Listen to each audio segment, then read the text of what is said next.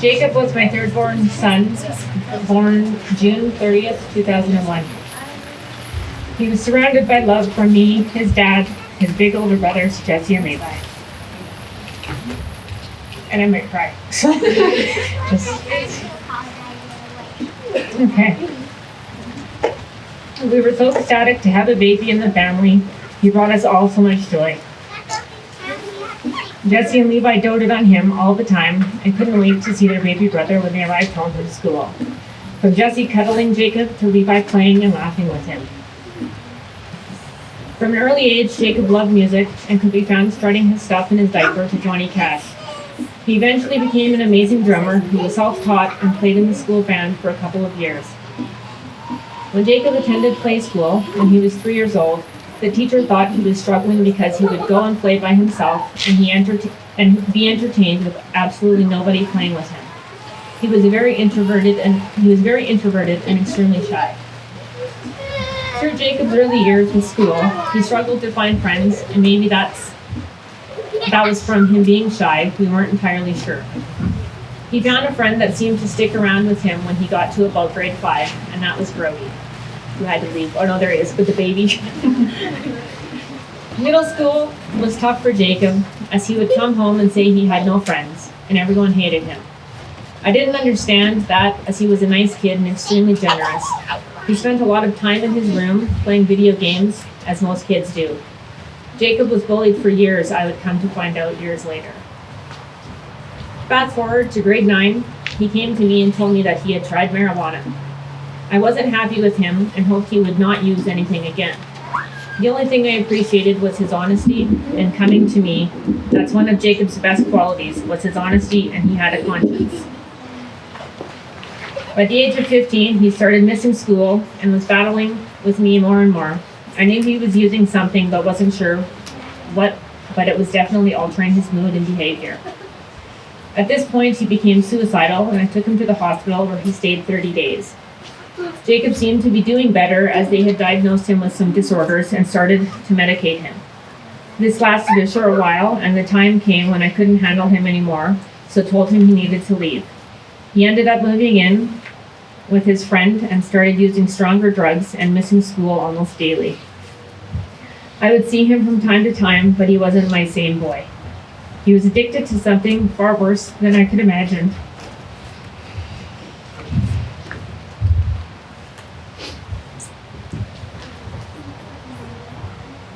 He had lost over 50 pounds in a very short time.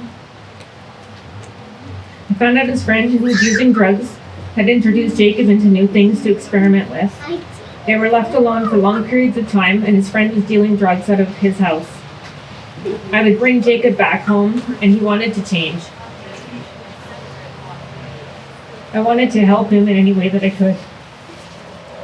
I got accustomed to sleeping with my phone on my nightstand, checking it all night.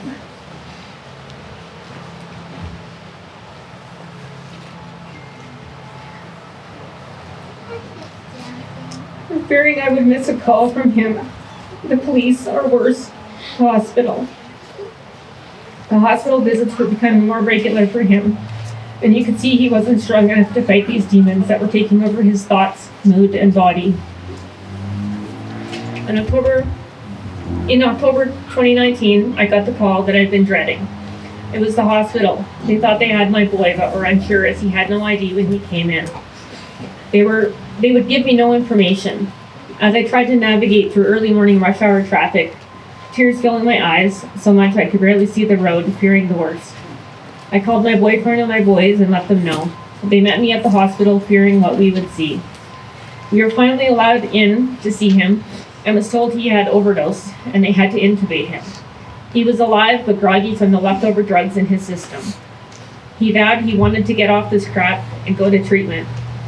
I left the hospital with him and drove him straight to Alpha House, where they had one bed left for detox. We walked up to the detox, and there were people sleeping all over the dirty cement, and I asked if he wanted to live like this, where he said, "No, Mom." You could see the fear in his eyes. When they took him in, I told him if he left, not to call me. He needed to do this 10-day detox. It broke my heart dropping off my baby in that environment.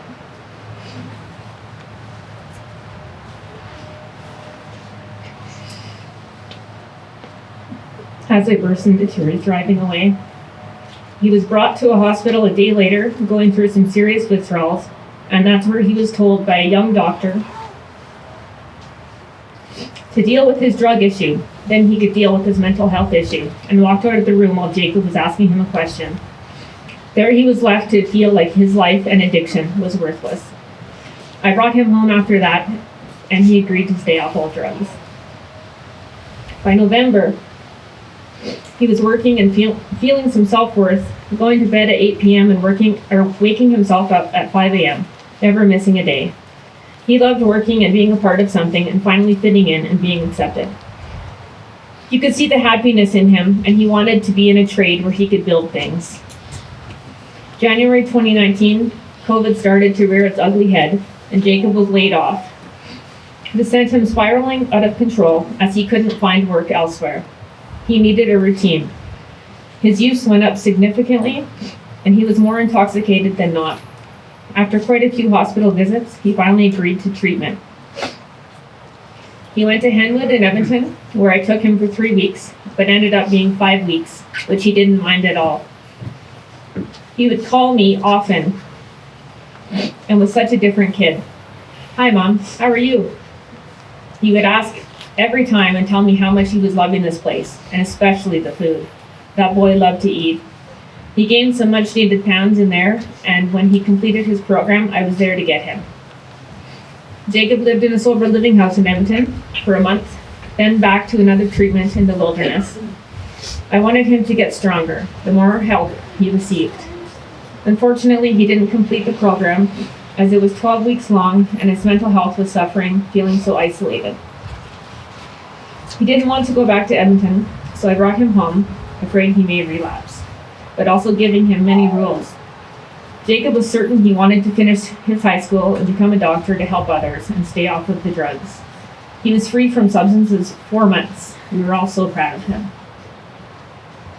That was short-lived, as the triggers were here calling to him.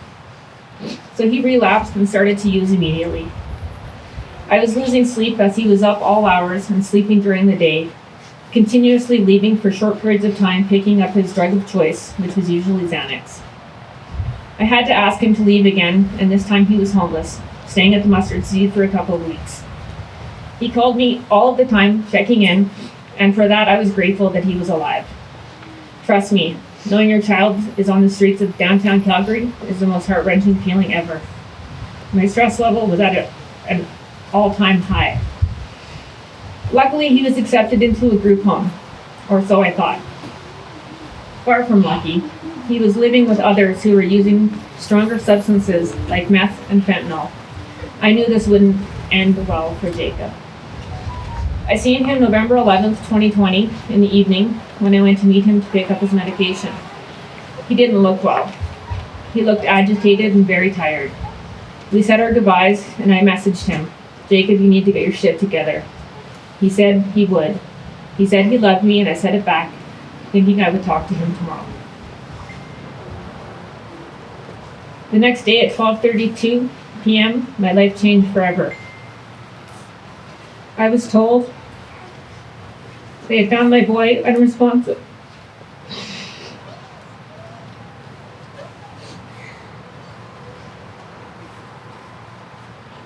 And he was overdosed on what they thought was fentanyl. The woman on the other end said he was headed to Rocky View. The lights were on the ambulance, and it didn't look good. My head was spinning. I didn't know what to expect.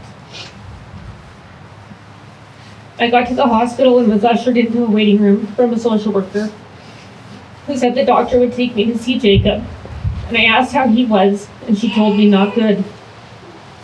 The doctor came in and told me they didn't know how long he was without oxygen, and that his heart had stopped 2 times, and he was sedated to help his body relax as he went through a lot with the CPR. He was on a ventilator as well. I didn't really know what that meant because all I heard was they sedated him to help him. So I thought he'd be okay, like the last time. They said it would take up to 2 days to see if he had any damage done to his brain, but as of the scan they had just done, it looked good. I went in to see my boy. He had a breathing tube in, and nurses watching over him. He was just laying there looking peaceful, like he was sleeping. I kissed his precious face and told him he was strong and would be okay. I followed his bed up to the ICU, and they had to set his bed up, so they told me to come back in half an hour.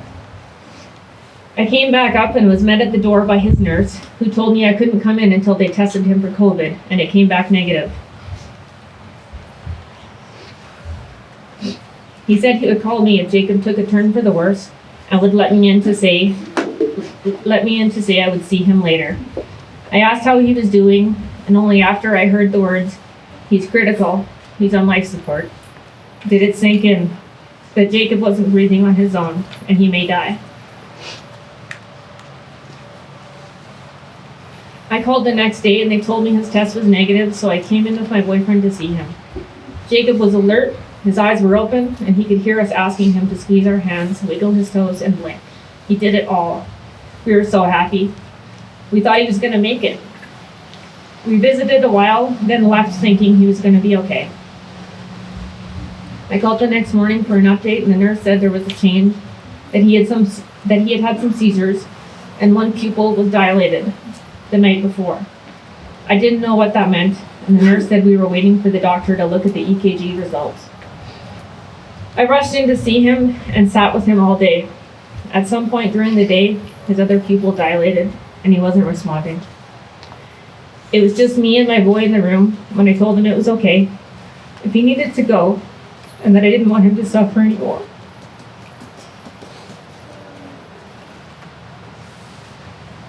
I waited all day for the doctor to come in, and nobody did.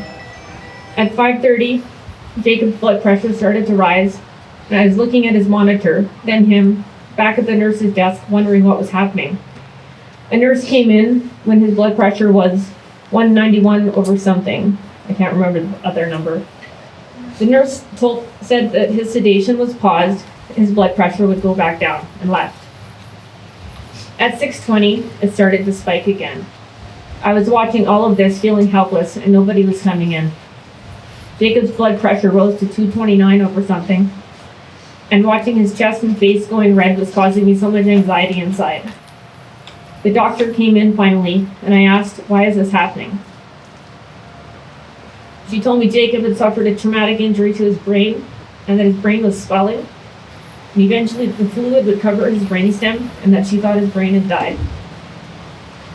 She needed to do a bedside neurological exam to make sure, and I asked her why she couldn't do a CT scan, and she said she would if the test didn't show any results. I just looked at her in shock and stated I wanted to donate his organs if that was the case. The test was inconclusive, they told me, and would redo it in the morning. I came in the morning, and the doctor told me she redid the test and thought it was definitive, and she needed another doctor to come in, and they both needed to be in agreement, and that doctor would be later in the morning. I went in Jacob's room and proceeded to cut his hair and trim his beard, as he had been asking me for weeks to cut his hair. I'm a hairstylist. I've always cut his hair. So it was our time together, like we had spent so many other special times together. It was therapeutic for me. He looked so handsome. I saved all of his clippings like I did with his first haircut. I still haven't used those scissors on anyone else. Not sure if I will. And if anybody knows, hairstylist scissors are pretty expensive, so I have a $650 pair of scissors sitting there, and until I'm ready, I'm not using them on anybody else, if I'm ready. The other doctor came in and allowed me to stay in the room while they performed the test. After about 15 minutes, he looked at me and said, "I'm